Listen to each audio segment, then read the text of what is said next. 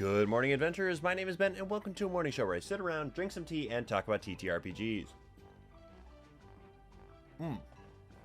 First up, for TTRPG, we once again have the DM thermos mug thing from D&T. Again, they're a really cool sort of tea company that is based around TTRPGs, Dungeons & Dragons, that kind of thing. They're not affiliated with Wizards as far as I can tell, so take that as you will. And again, inside of it, we have the Mystic Dragon Green Tea from the Spice and Tea Exchange. I didn't really talk about what it was yesterday, but it is very, very good. It is just sort of a light green tea with some cornflower petal and then strawberry and rhubarb flavor. It's nice. It's got this really like light fruity taste almost, but it is still kind of that roundness of green tea. I like it a lot. Not really the point. That's not what we're here to talk about today. We're going to continue talking about ARK today. We're going to go ahead and we're going to dive a little bit deeper about what makes this game truly unique. And so let's go ahead, let's dive straight on into what I have pulled out as the three major concepts, themes, games, mechanic, whatever you want to call them, that I think people need to know about if they want to go ahead and play this game.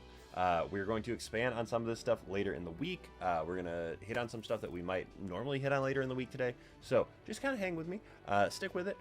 I promise it all makes sense. And let's go ahead and let's dive straight on into it.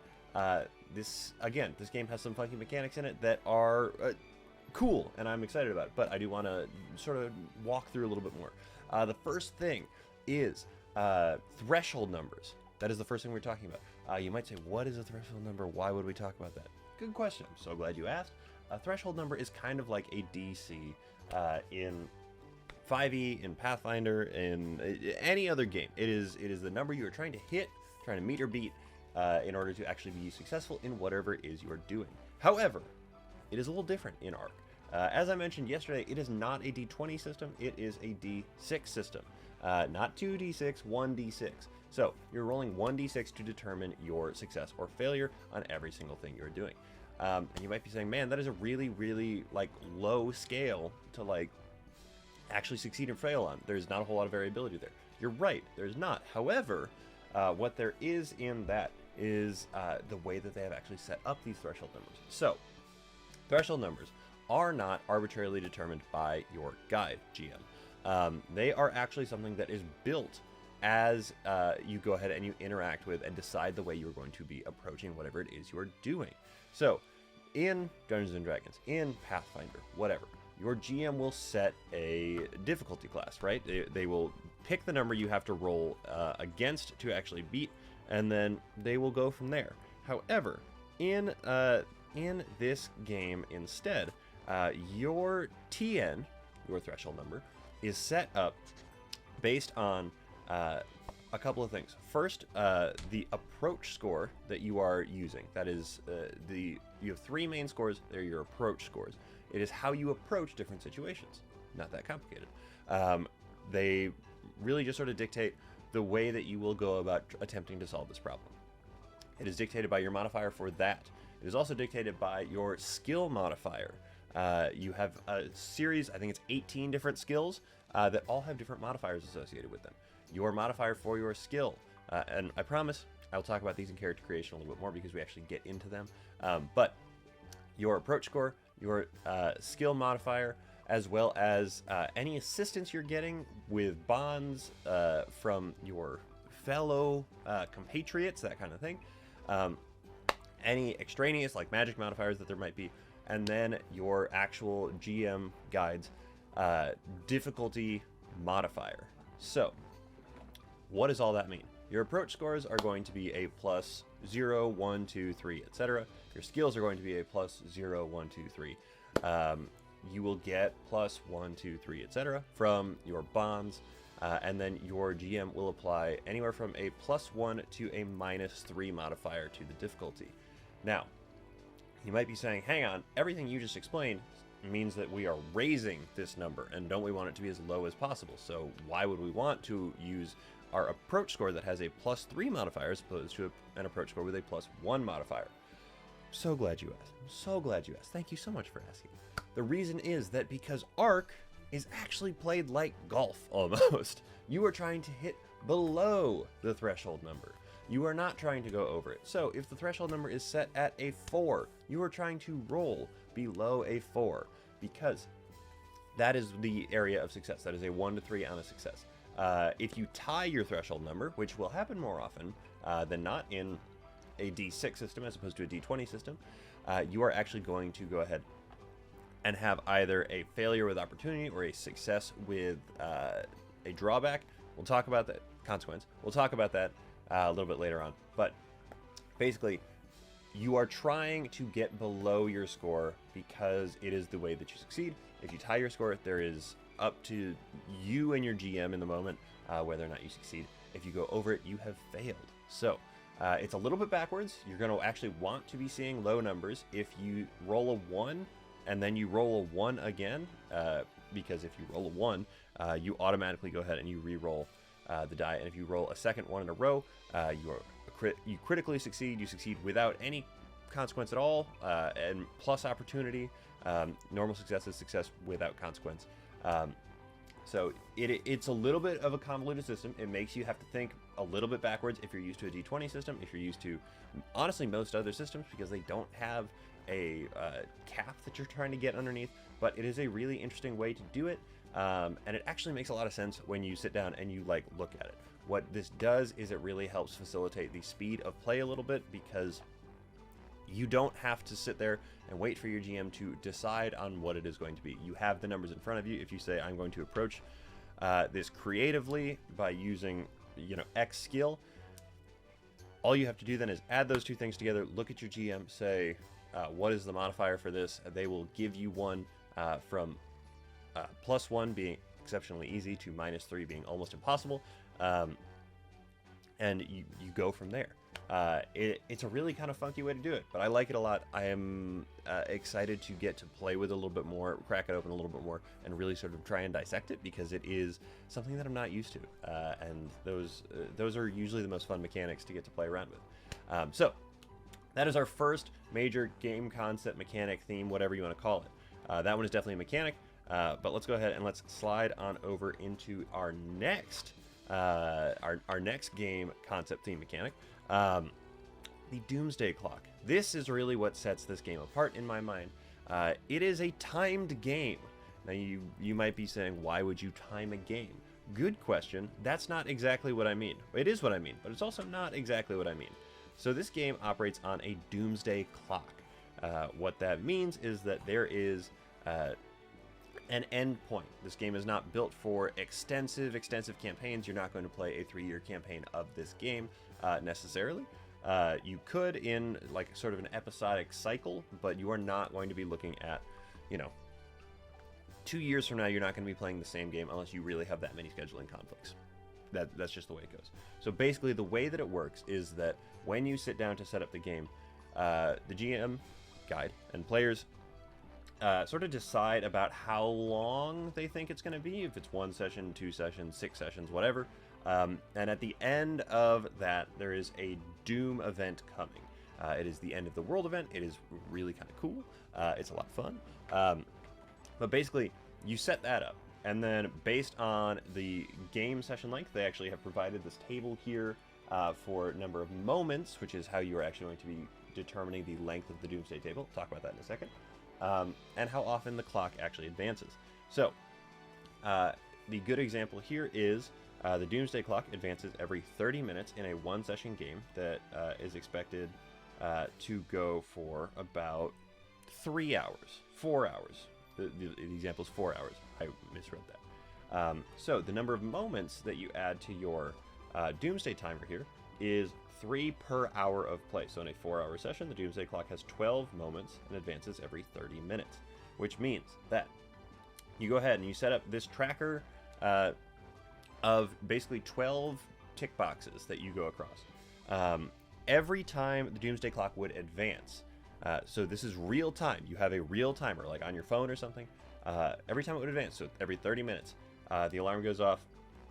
Then you roll, you go ahead and you take a number of D6s equal to your omens. Talk about that in a second. You roll them. Each time that timer goes off, you automatically check off 1 moment. So if you had 12, you are now down to 11 automatically after half an hour of play. if you go ahead and you roll your omen dice, and any of them come up as a 5 or a 6, you lose moments equal to the number of 5 or 6s that you just rolled. So you are quickly losing time, essentially. So omens are basically the plot points that keep the story moving forward. They are the smaller plots. They are the things that lead to the big final conflict. So it's set up to sort of funnel you into that final conflict. As long as omens still exist, there is greater chance of the Doomsday Clock accelerating. Players can circumvent that by dealing with omens as they come up. That can be figuring out a way to reverse them, figuring out a way to get rid of them, figuring out a way to undo them.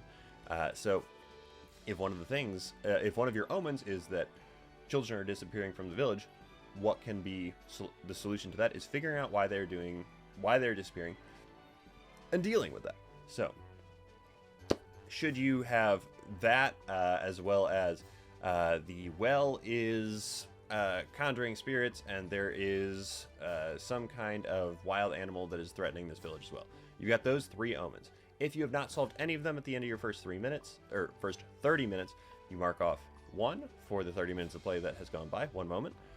So you're down to 11. Then you go ahead and you roll 3d6, 1 for each omen that is left. Again, if a 5 or 6 comes up on any of them, you mark off a moment for each one of those that happens. As soon as you hit 0 moments remaining, the doom happens. The end game immediately commences. There's no like getting there. There might be a couple minutes of editorializing to sort of like circumvent and figure out how you get to that point in a logical way, but the doom arrives. There's no like, oh god, let's figure it out. It happens. And so, as you might expect, this doesn't necessarily lend itself to a long campaign because of the fact that this game can be sped up very quickly by just existing in this thing, or in this mode of play. Now, that might sound stressful, that might sound not great, but that is the point. If you remember what I said yesterday, this is a rules-light, tension-heavy game. They are racing against a literal clock in order to try and get to save the world.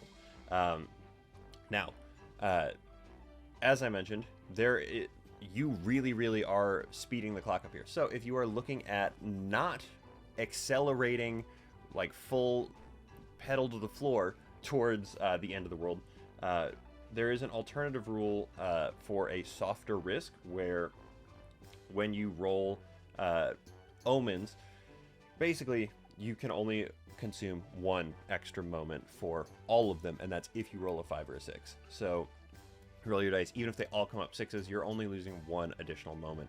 It helps it if you are, looking at playing a very short game, like if your game is going to be like 2 hours long and you have 3 omens in it. After 30 minutes, you could trigger the end game instantly, basically, and you don't necessarily want to do that. So there is that little rule variant for you, but it is a variant. The idea is that this really pushes forward as fast as possible, and that's just kind of the way it goes. Our third thing here, this one God, there's so many things about this game that really stick out. So the third thing here, you are not dealing with character classes or anything like that. You are instead dealing with spells and techniques. These are magic and semi-practical things that you can do as a character that you choose when you create your character. So we'll talk about those tomorrow. But you are how do I describe these? You are picking things that are wildly otherworldly. And as an associated piece of that puzzle, you are dealing with the real life, like out of world consequences of knowing those things. What do I mean by that? So, spells and techniques are your 2 sort of the ways you interact with the world the best. They are part of your inventory, but you don't drop them when you die. We'll talk about that again. But you get a certain number of uses of them every single day. Then when you go ahead and you use them, you use up that instance of it. You use up that use of it.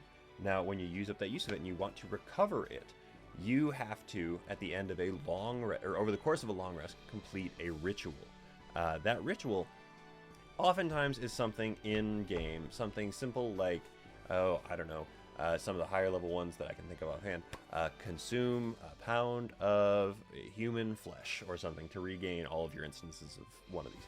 But there are some of them that require you as a person, like as a player, to do something.